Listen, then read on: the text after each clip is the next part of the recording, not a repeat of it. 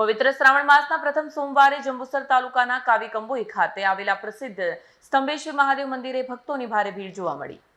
જંબુસર તાલુકાના કંબોઈ સ્થિત પ્રસિદ્ધ સ્તંભેશ્વર મહાદેવ મંદિરે પવિત્ર શ્રાવણ માસના પ્રથમ સોમવારે ભક્તોની ભારે ભીડ ઉમટી ભક્તોએ બીલીપત્ર પુષ્પ સહિતના પવિત્ર દ્રવ્યો અર્પણ કરી મહાદેવના દર્શન પૂજનનો લાભ લીધો।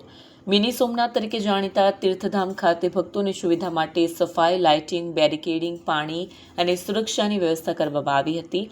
મહીસાગર સંગમ ખાતે આવેલ સ્તંભેશ્વર મહાદેવને દરિયામાં ભરતી દરમિયાન દિવસમાં 2 વખત સમુદ્ર દ્વારા જળાભિષેક થતો હોવાનો અલૌકિક નજારો ભક્તોમાં આકર્ષણનું કેન્દ્ર બન્યો હતો।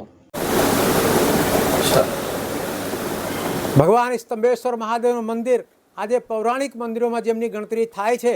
આજે સ્કંદ મહાપુરાણમાં 80,000 શ્લોકોમાં એમને ભગવાનની ખૂબ જ મહિમા લખેલી છે અને આ સ્તંભેશ્વર મહાદેવ 9 નદીના સંગમ સ્થળ ઉપર આવેલું છે અને આ 9 નદીમાંથી મહીસાગર, સાબરમતી, વાત્રાક, મેસો એટલે કે આ બધી નદીઓનું સંગમ સ્થળ છે। આ ભગવાનને સ્નાન કરાવવા માટે આ 9 નદીઓનું જલ સમુદ્ર સાથે મળીને દિવસમાં 2 વખત આજે અહીં સ્નાન કરાવતા હોય છે।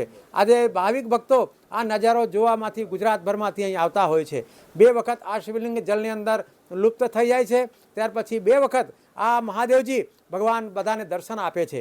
આજે શ્રાવણ મહિનો છે, આજે પહેલો જ સોમવાર છે, ત્યારે આજે ભાવિક ભક્તોએ હજારો લાખોની સંખ્યામાં પરમાત્માના દર્શન કર્યા છે। ગઈકાલે આજે રવિવારનો દિવસ હતું ત્યારે પણ 20,000 લોકોએ દર્શન કર્યા। આજે શનિવારના દિવસે 15 ઓગસ્ટ હતી ત્યારે 20,000 થી 25,000 લોકો આજે પરમાત્માના દર્શન કરવા માટે અહીં આવ્યા હતા। આજે આપણે ગુજરાતભરમાંથી જેટલો માનવ મહેરામણ આજે સ્તંભેશ્વરમાં ઉમટે છે, શાયદ એટલું કોઈ જગ્યાએ ના હોય। આજે આ સ્થળ એવો છે કે જ્યાં લાખો ગાડીઓ પાર્ક થઈ શકે અને દરેક વ્યક્તિને જલ ચઢાવવાનો લાભ આ મંદિરમાં મળતો હોય છે। બીલીપત્ર ઇત્યાદિ પોતે જ ભગવાનને ચઢાવી શકે એવી પણ એક વ્યવસ્થા કરવામાં આવી છે। આવનારા જે તીર્થયાત્રીઓ છે એમને મહાપ્રસાદની પણ વ્યવસ્થા આપણા ભાવિક ભક્તો તરફથી અહીં કરવામાં આવે છે।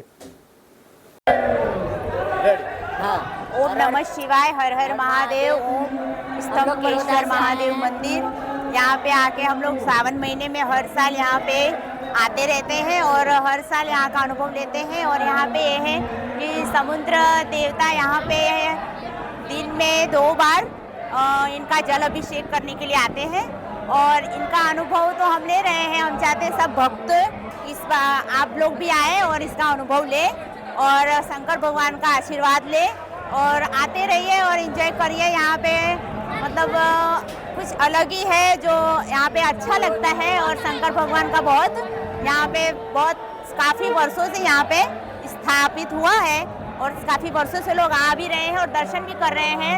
और मेरे ख्याल से तो भक्तों को यहाँ पे आके एक बार दर्शन करना चाहिए। हर हर महादेव, जय स्तंभेश्वर। મારું નામ પરમાર મહેન્દ્રસિંહ અરવિંદભાઈ, હું ગામ વડુનો છું, પાદરા તાલુકામાં। હું છેલ્લા 3 વર્ષથી અહીંયા આવું છું। સ્તંભેશ્વર મહાદેવનું બહુ જ પ્રાચીન સમયથી બહુ જ મહત્ત્વ રહેલું છે।